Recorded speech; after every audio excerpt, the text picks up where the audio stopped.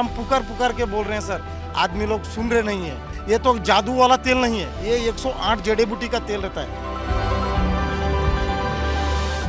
दिल्ली विधानसभा चुनाव का बिगुल बज चुका है और इसी बीच ये खबर सामने आ रही है कि कांग्रेस अपने कैंडिडेट्स की लिस्ट को आने वाले 2 दिनों में सामने ला सकती है। कांग्रेस ने गुरुवार को अपने 21 उम्मीदवारों की पहली लिस्ट जारी कर दी थी, जिसमें अहम नाम पूर्व सांसद संदीप दीक्षित का है, जिनको नई दिल्ली सीट से टिकट दिया गया है। इस लिस्ट के आने के बाद से यह साफ हो गया कि कांग्रेस नई दिल्ली में आम आदमी पार्टी के सामने लड़ने के लिए बिल्कुल तैयार है। इस बीच संदीप दीक्षित का एक बयान भी सामने आया है, जिसमें उन्होंने कहा कि आम आदमी पार्टी के संयोजक अरविंद केजरीवाल आगे कभी भी दिल्ली के मुख्यमंत्री नहीं बन सकते हैं। आइए सुनाते हैं कि संदीप दीक्षित ने सुप्रीम कोर्ट के किस निर्णय का जिक्र किया। देखिए, मुख्यमंत्री तो ऐसे भी नहीं बन सकते, वो तो उनके लिए विधायक बनना मुझे नहीं लगता संभव है, क्योंकि मुझे जो लगता है कि नई दिल्ली में भारतीय जनता पार्टी और कांग्रेस के बीच में ही फाइट होगी। तो वो जीत पाएंगे या नहीं, वो तो मुझे पूरा विश्वास है कि वो तो विधायक भी नहीं बन पाएंगे। देखिए, मुख्यमंत्री भी, जैसे मैंने कल आपकी एएनआई में कहा था, ये अगर मुख्यमंत्री की शपथ भी ले लेते हैं तो मुख्यमंत्री थोड़ी रह सकते हैं। देखिए, मुख्यमंत्री क्या होता, काम के लिए होता ना, केवल गाड़ी बंगले के लिए तो नहीं। अब तो बंगला भी खैर इनका ले लिया गया है, तो एक और कोई शीश महल बनाएंगे 300-400 करोड़ में। क्या होता, ये फाइलें नहीं साइन कर सकते। सुप्रीम कोर्ट ने जब कोर्ट से इनको बेल दी तो कहा आप कोई फाइल नहीं साइन कर सकते, आप किसी अधिकारी की मीटिंग में नहीं जा सकते, आप दफ्तर नहीं जा सकते। अगर आप दफ्तर नहीं जा सकते, फाइलें नहीं पढ़ सकते, अधिकारियों से नहीं बात कर सकते, तो मुख्यमंत्री करेगा क्या? दिन भर सड़कों पर डोलेगा क्या? तो सरकार, सुप्रीम कोर्ट ने यह कह दिया कि चुन तो आप जा सकते हो क्योंकि जनता चुनेगी, लेकिन मैं जानता हूं कि आपने जितने गलत काम और भ्रष्टाचार किया है, हम पर कॉन्फिडेंस नहीं है कि आप दोबारा मुख्यमंत्री बन सको। तो ये चुन भी जाएंगे और गलती से कहीं इनकी सरकार आ भी गई तो या तो ये बिल्कुल ही पंगु मुख्यमंत्री बनेंगे या किसी और को मुख्यमंत्री बनना पड़ेगा। मैं पिछले 5-7 दिन से जो नई दिल्ली तो इनकी कॉन्स्टिट्यूंसी है भाई, इनके यहां ये न केवल विधायक के मुख्यमंत्री भी हैं और न्यू दिल्ली म्युनिसिपल कॉर्पोरेशन के मेंबर भी हैं, जहां बहुत अधिकार होते हैं। मुख्यमंत्री एक उसमें प्रमुख व्यक्ति होता है, खुद इनका अपना एमपी लैड का पैसा है। और अगर आप देख लिए आरटीआई में पता चला है कि इन्होंने एमपी लैड 20% से ज्यादा नहीं खर्च किया है।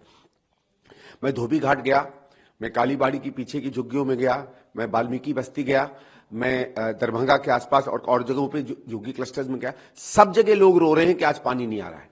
तो जब मैंने एनडीएमसी के पानी के अधिकारियों से बात की तो उन्होंने कहा साहब हम क्या करें, पीछे से ही पानी नहीं आ रहा, जल बोर्ड नहीं पानी भेज रहा। और जल बोर्ड का पानी क्यों नहीं भेज रहा? जब जल बोर्ड से बात की तो जल बोर्ड ने कहा था पिछले 10 साल में 1 लीटर नया पानी दिल्ली नहीं आया है। देखिए, हमारी सरकार जब आई थी तो दिल्ली को 480 एमजीडी पानी मिलता था, जब हम लोग गए तो 640 हो गया। आपने देखा होगा मोनक कैनाल बनाई, आपने देखा होगा ये सोनिया विहार का प्लांट लगा, बहुत पर्याप्त पानी आ गया था। लेकिन पिछले 10 साल में 1 लीटर नया पानी नहीं आया, जबकि इन्होंने शायद 25-26 हजार करोड़ रुपया खर्च कर दिया केवल नया पानी लाने में। मुनक की कैनाल जहां से पानी आया करता था, आज उसमें लाइनिंग नहीं हो पाई है और 30% के करीब पानी लीक कर रहा है। वो तक ये पूरा नहीं कर पाएंगे क्योंकि इन्होंने सारा पैसा बहा दिया है। आज जल बोर्ड 60-70 हजार करोड़ के घाटे पे है। तो जब पीछे से पानी ही नहीं आएगा तो लोगों के घरों में जाएगा कहां? मैं आपको बता रहा हूं, गलती से भी कहीं अगर आम आदमी पार्टी की सरकार आ गई तो अगले 5 साल में लोग बोतलें लेके सड़कों पे खड़े रहेंगे, पीने का पानी नहीं मिलेगा। संदीप दीक्षित ने आम आदमी पार्टी पर निशाना साधते हुए कहा कि पिछले 10 सालों में दिल्ली की जो स्थिति हुई है वो विचार करने लायक है। आइए दिखाते हैं कि अपने इंटरव्यू में आगे संदीप दीक्षित ने क्या कहा। देखिए, सीधी बात है, जहां तक ये इनकी महिला वाली योजना है, हम तो वही पूछते ना, पहले क्यों नहीं किया? आपने पंजाब में 2 साल पहले कहा, आज 1 रुपया नहीं दिया आज तक पंजाब में। तो किस मुंह से कह रहे हो कि आप दिल्ली में दोगे? कैसे आपको विश्वास कर लें? और अभी देखो आप, एक चीज तो भारतीय जनता पार्टी सवाल नहीं पूछती है, लेकिन हम पूछते हैं कि कुछ समय पहले दिल्ली सरकार ने भारत सरकार से 10,000 करोड़ का लोन मांगा। भाई, मैं आपसे जानना चाहता हूं, आप चाय की दुकान पे जाओ, 2 रुपए की चाय है, अगर आपके पेट में जेब में 2 रुपए हैं तो आप मुझसे नहीं लोगे, 2 रुपए देके चाय ले लोगे। अगर आपके पास 1.5 रुपया ही होगा तभी तो आप कहोगे संदीप भैया अठन्नी दे दीजिए, मैं चाय पी लूंगा।